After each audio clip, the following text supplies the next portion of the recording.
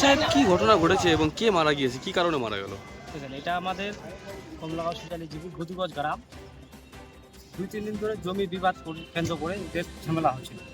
এবার আজকে হঠাৎ করে কি জন্য একটা রাস্তায় ওই কল্পকি নামের জায়গা, ওখানেই দুই পক্ষে মিলে সংঘর্ষ বা ঝামেলা হতে হতে একজনের কি ছুরি দিয়ে না কি দিয়ে মাথায় আঘাত করেছে। এর জন্য ওখানে এমন হসপিটালে নিয়েছিল, ওখান থেকে ইসলামপুরে এখানে বলে আমরা দেখলাম এখন ডেড হয়ে গেছে।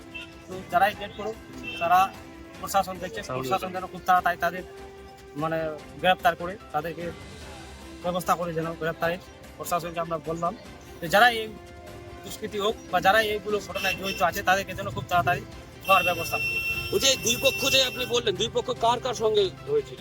এটা একজন হয়তো যে মারা গেল, একজন হলো মানারুলের জমি, আর একজন কমরেড উল্ফে খাজিমুদ্দিন, আর যে মারা গেছে নাম হলো হামিজউদ্দিন, মানে ওই কমরেড উল্ফে খাজিমুদ্দিনের মামা লাগে।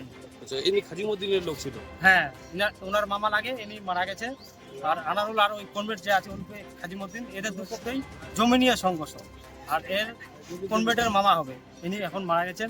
যারাই এই ঘটনা ঘটিয়েছেন তাদের যেন খুব তাড়াতাড়ি পুলিশ ব্যবস্থা করে ধরার ব্যবস্থা করে আমরা বলবো, যারাই জড়িত থাকুক তাদের জন্য খুব তাড়াতাড়ি গ্রেপ্তারের ব্যবস্থা করে। বলছি, আপনি তো তৃণমূল কংগ্রেসের প্রধান, তারপরেও এই এলাকায় যে এইভাবে জমি বিবাদকে কেন্দ্র করে মারা যাচ্ছে, আপনারা কি ভূমিকা নিচ্ছেন তাহলে? আমরা তো যেটা পার্টি ক্ষেত্রে সবকিছু আমরা ব্যবস্থা নিয়েছিলাম, কিন্তু এবার হঠাৎ করে যে জমি বিবাদ করে এই ঘটনা ঘটে যাবে, তো আমি ইসলামপুরে ছিলাম, মানে আমার পঞ্চায়েত থেকে এখানে আসলাম শুনে, পঞ্চায়েত অফিসে ছিলাম। তো এই ঘটনাটা নিন্দাজনক ঘটনা ঘটিয়েছে। যারাই ঘটাক তাদেরকে আমরা খুব তাড়াতাড়ি ধরার ব্যবস্থা করব এবং প্রশাসনকেও বলে দিয়েছি খুব তাড়াতাড়ি যেন তাদেরকে গ্রেফতারের ব্যবস্থা। কি দিয়ে তাকে মারা হয়েছিল যে মারা গিয়েছে? এখানে তো আমি দেখলাম মাথায় একটা আঘাত আছে, যেটা দেখলাম।